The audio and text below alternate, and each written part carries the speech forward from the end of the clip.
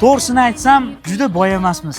Oilam uchun sharoit zo'r bo'lishini xohlayman, lekin hali tayinlashmam yo'q. Shularni oldindan bilib qo'yganingiz yaxshi-da. Hechqisi yo'q. Aytishadi-ku, oila qurganingdan keyin baraka keladi deb. Men yo'qchilikka ham hammasiga indamasdan chidayman. Hali to'ydan keyin hammasi yaxshi bo'ladi. Aqlli, tushungan qizga o'xshaydi. Tavakkal shu qizga uylanaman. Hech bo'lmasa qishda sovqatmasdan yotaman-da. Gaz, svet, internetga to'lov qilishingiz kerak. Ertaga o'chadi. Ovozingga o'tsa yaxshi bo'lardi-da.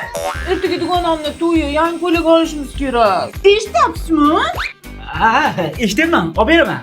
Keyin bitta uzuk ko'rib qo'ydim, shuni ham olib bering. Olib beraman. Rahmat. Ko'zotim bormi? Uyda produkti tugagan. O'tiravermasdan chiqib bozor qilib kelsangiz bo'lardi. Mana senga oila, mana senga tushungan xotin. Bekorga erkaklar to'ydan keyin qo'shimcha ish qidirmas ekanda. Xotin majbur qilar ekanda. Dinozavrim, bular senga. Voy, rahmat. Xudoga shukr, mana hammasi bo'ldi.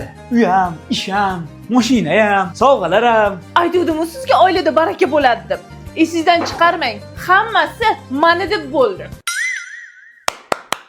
Bravo. Mag'latsi. Hammasiga sen sababchisan.